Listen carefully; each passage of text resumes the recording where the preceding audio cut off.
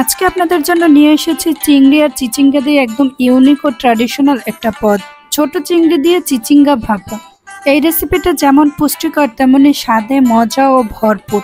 চলুন দেখে নেই কিভাবে খুব সহজেই এটা বানানো যায়।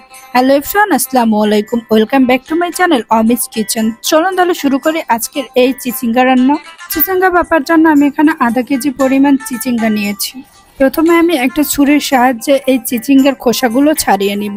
একটু ধীরে ধীরে এবং সাবধানে করতে হবে যাতে চিচিঙ্গা এবং হাত কোনোটাই না কাটে।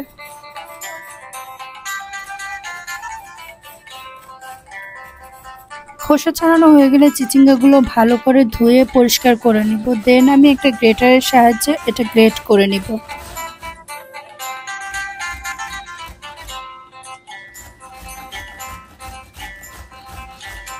চিচিঙ্গা গ্রেট করা একদম রেডি এবং এই চিচিঙ্গা থেকে অনেকটা পানি বের হয়েছে। পানিটা ফেলে দিব না, কারণ চিচিঙ্গার যে পুষ্টিগুণটা আছে এই পানিতে আছে।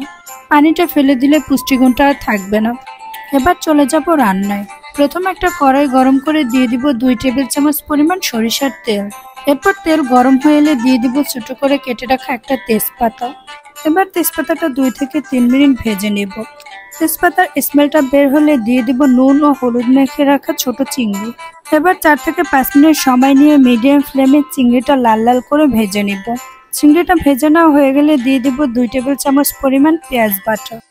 দেন দিয়ে দিব 1.5 টেবিল চামচ পরিমাণ টমেটো পেস্ট। এবার 4 থেকে 5 মিনিট সময় নিয়ে এটা ভালোভাবে কষিয়ে নিব। কষানো হয়ে গেলে দিয়ে দিব নারিকেল বাটা। এখানে আমি 2 টেবিল চামচ পরিমাণের মতো নারিকেল বাটাটা ইউজ করেছি। এবার 10 থেকে 15 মিনিটের মতো সময় নিয়ে খুব ভালোভাবে নারিকেলটা কষিয়ে নিতে হবে। সামান্য পানি দিয়ে 2 থেকে 3 বার নারিকেলটা কষিয়ে নিতে হবে। দেন ঝালের জন্য দিয়ে দিব কাঁচামরিচ। এখানে যেহেতু অন্য কোনো মরিচ ইউজ করব না, তাই 3 থেকে 4টা ফালি করে নেওয়া কাঁচামরিচ দিয়ে দিয়েছি। যখন নারিকেল থেকে তেলটা ছেড়ে দিবে এবং সুন্দর একটা কালার আসবে, এ পর্যায়ে আমি দিয়ে দিব চিচিঙ্গা। এই রান্নাটার স্পেশালিটি হচ্ছে সরিষার তেল আর নারিকেল বাটা, তাই সরিষার তেল আর নারিকেল বাটাটা অবশ্যই দেওয়ার চেষ্টা করবেন। এখানে যাতে এক্সট্রা কোনো পানি ইউজ করব না। চিচিঙ্গাটা দেওয়া হয়ে গেলে মশলার সাথে খুব ভালোভাবে নেড়েচেড়ে মিশিয়ে নিব। তাই চুলার ফ্লেমটা মিডিয়াম টু লো রাখতে হবে যাতে চিচিঙ্গাটা সিদ্ধ হয়ে যায় এবং পোড়া না লাগে। এরপর দিয়ে দিব পরিমাণ মতো লবণ। দেন 20 মিনিটের মতো সময় নিয়ে রান্না করে নিব। এর মাঝখানে আর ঢাকনা তুলব না। 20 মিনিট পর ঢাকনা খুলে দেখবেন সুন্দর একটা গন্ধ। চিচিঙ্গার চিংড়ির স্বাদ এক হয়ে গেছে। ভাপা মানে কম তেলে হালকা রান্না, অথচ টেস্টে জম্পেশ। রান্নাটা যখন মোটামুটি হয়ে আসবে, এ পর্যায়ে দিয়ে দিব 4 থেকে 5টা কাঁচামরিচ। কাঁচামরিচ দিয়ে বেশি না, 2 থেকে 3 মিনিট সময় নিয়ে নেড়েচেড়ে রান্না করে নেব। এবার দিব ধনেপাতা। ধনেপাতাটা দিয়ে জাস্ট নেড়েচেড়ে চুলা বন্ধ করে দিব।